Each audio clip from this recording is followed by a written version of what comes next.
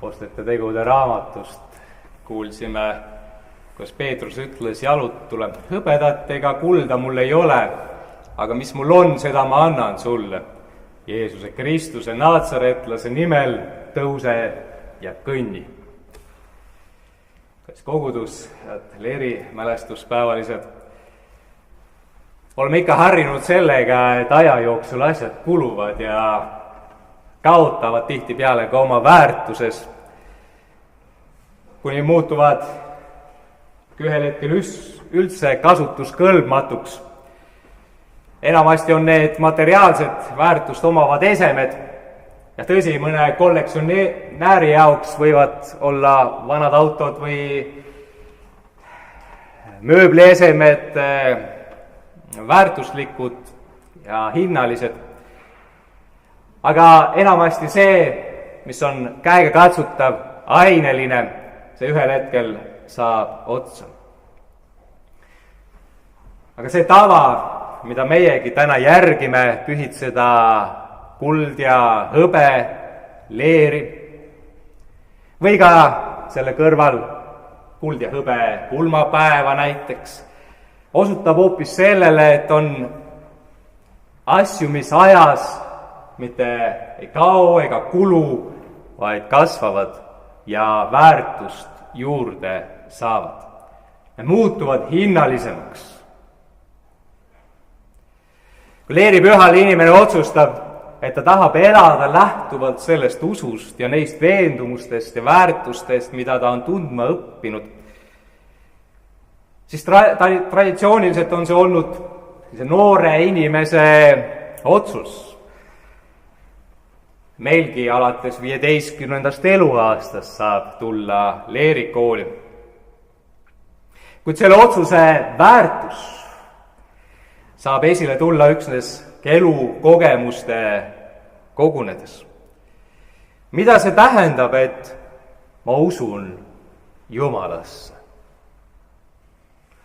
Mida see tähendab, et ma püüan oma elu seada Jeesuse Kristuse õpetuse järgi? Üks on otsus, teine on sageli elu tegelikkus.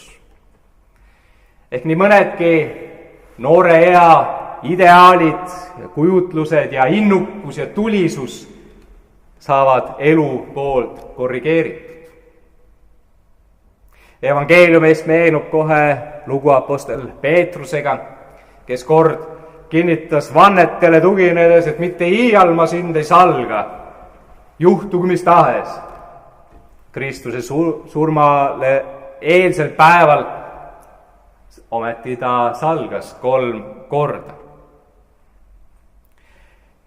Küllap on palju ka neid, kes on valmis oma elu teatud hetkel, kui religioosne maailmatunnetus muutub ühtäkki aktuaalseks tema jaoks. Saab aru, et tõesti see on üks viis, kuidas seda maailma näha ja mõtestada. Võib olla väga selline veendunud ja kindel, kõikumatu oma usus ja oma valitud teel. Aga ometi on ka usk ajas kasvav ja muutuv. Ja see ongi loomulik, see on tavaline, see on normaalne, nii nagu iga elus organismi juurde kuuluva nähtusega.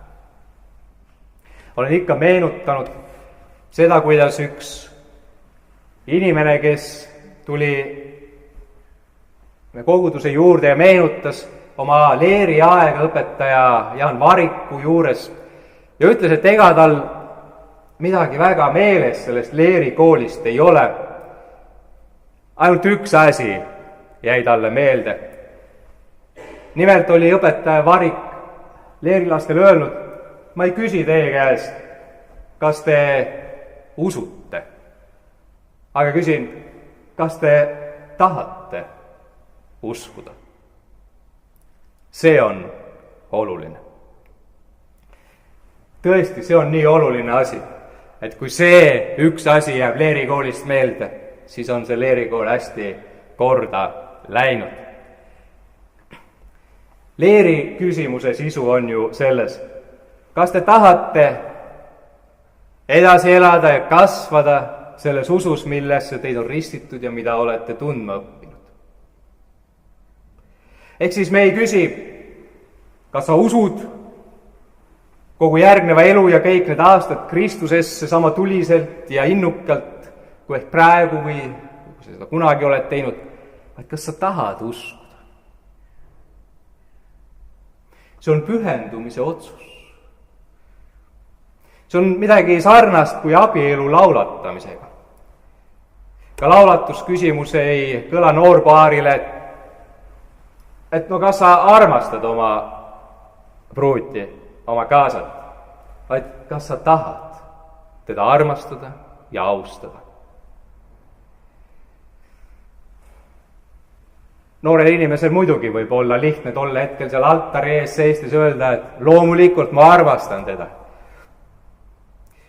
Aga oleme ausad, elu võib kaasa tuua igasuguseid olukordi, mida nooruses ei oska ettegi kujutada. Ka selliseid, kus armastamine ei ole enam väga lihtne. Olla sellised hetki, kus sa ütled, ma ei tea, kas ma armastan. Et nii kaua, kui see pühendumise otsus, ma tahan, on alles, on ka ühine edasiminek võimalik. Ka usu teel vaimulikus elus on küllalt neid hetki, kus inimene võib seista sellise paiga peal, kus ta ütleb, et ma ei tea, kas ma usun. Või mida ma täpselt usun või kuidas. Aga kui tal on see leeripäeval öeldud see pühendumise otsus, ma tahan uskuda. Siis, kui ma täna ei oska palju oma usu kohta öelda, aga minus on see tahe või see pürgimus alles, ma jään sellele truuks, siis ei ole see inimene mitte midagi kaotanud. Usk viimselt seisneb ju mitte nende asjade tõeks kuulutamises või tunnistamises, mida ratsionaalselt ei ole võimalik selgitada või põhjendada, vaid usalduses. See tähendab usaldada seda elu, mida sa elad, seda maailma, milles sa oled, neid võimalusi, mis on sinu ees. See tähendab usaldada seda loojat, kes kõige selle sulle on kinkinud.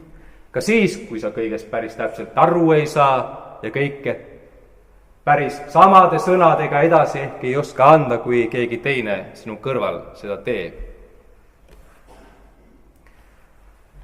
1960. aastat,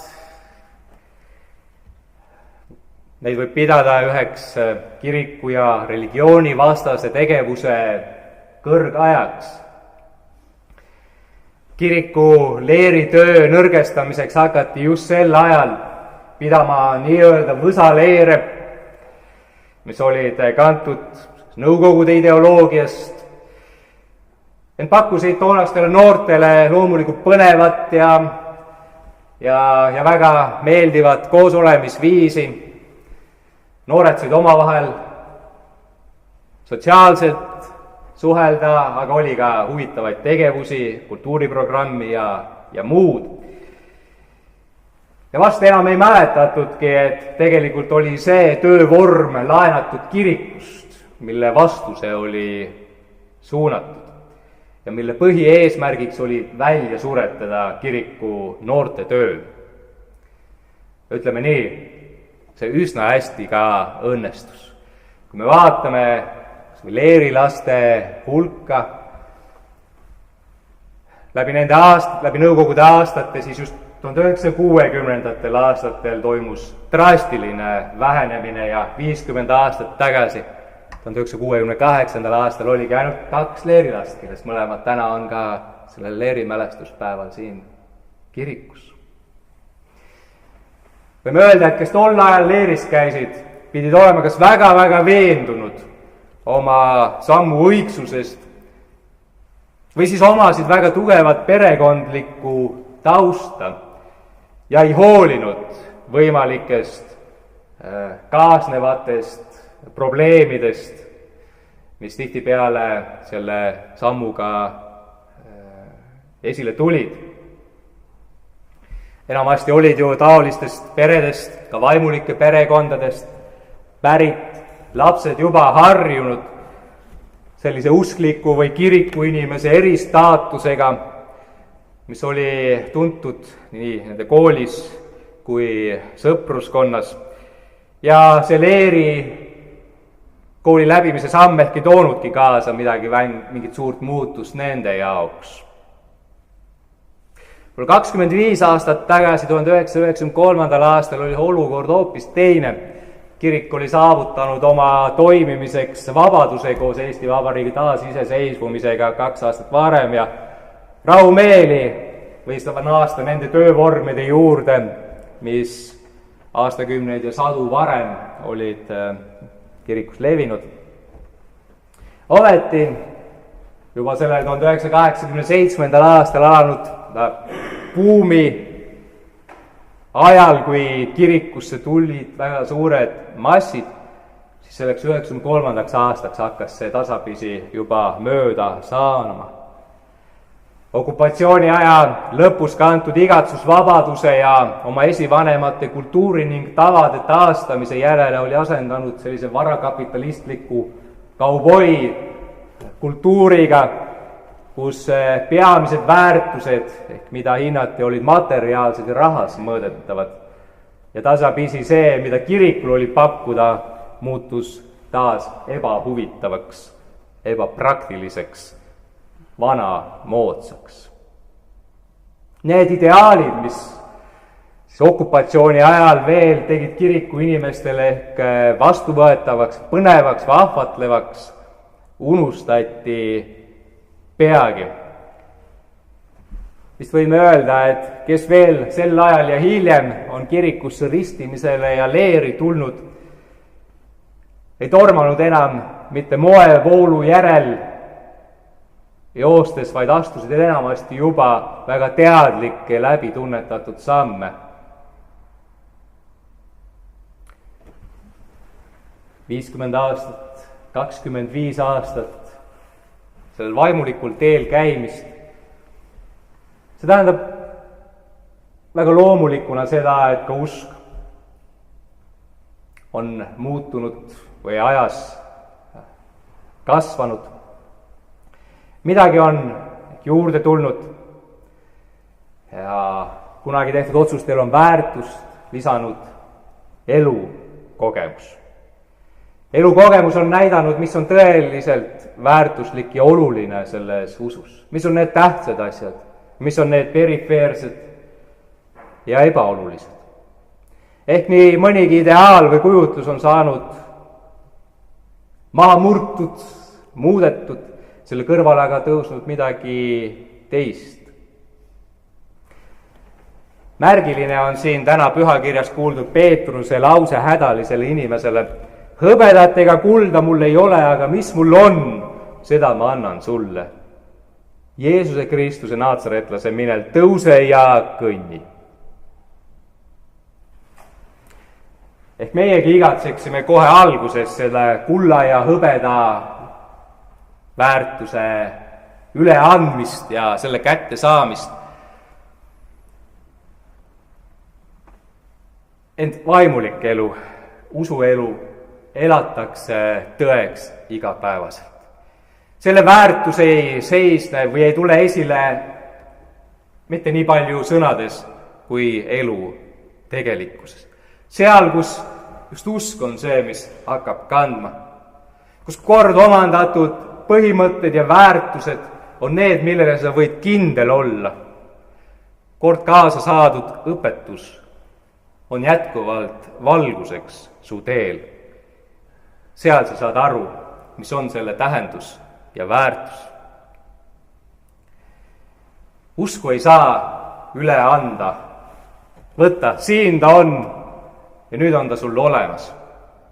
Usk on omal moel ka uskliku inimese, ka vaimuliku inimese, religioosse inimese jaoks eesmärk või siht, mille suunas liigutaks. alati saab siin kasvada, alati saab siin juurde õppida, alati on võimalik astuda järgmine samm usukindluse ja selle siiruse ja tähenduse mõistmise suunas. Peetrus ütles sellele, kes seal kerjas hõbedat ja kulda ootas, ütles, seda ma sulle ei anna, aga sina mine ja kõnni. See on see, mida me leeripühal ütleme leeri lastele. Mine ja kõnni, mine ja ela Jeesuse nimel seda tõeks, mida sa oled õppinud, millesse sind on sisse juhatatud. Ülejäänu kõik on sinu kätes. Ära jää siia ootama, et need väärtused, suured annid sulle kuidagi sülle pudenevad. Nüüd peale 50 ja 25 aasta möödumist olete täna taas siin kirikus. Ja kui te täna veel, ka teised, kes me oleme ükskord oma leerid tõotuse andnud, kui me veel oleme kindlad selles sõnas, ma tahan edasi elada seda usalduselu, siis on meil põhjust olla tänulik. Need meie teed ka vaimulikus elus ei ole kaugelt mitte ühesugused. Ka meie usk ei ole päris sama. Aga oluline on see, et see, mis meid tänasesse päeva on kandnud, olgu siis 50 aasta taguses, 25 või vähema aja tagant, et see tõotus, mis toona antud, tahta, uskuda, on teis jätkuvalt alles. See on see, mis kannab, see on see, millele võib toetuda ja oma järgneva vaimuliku teekonna rajada. See tänane päev ei ole lõpp, see on vahepeatus. Seepärast saame öelda ka täna koos nende Peetruse öeldud sõnadega Jeesuse Kristuse nimel tõuse ja kõnni.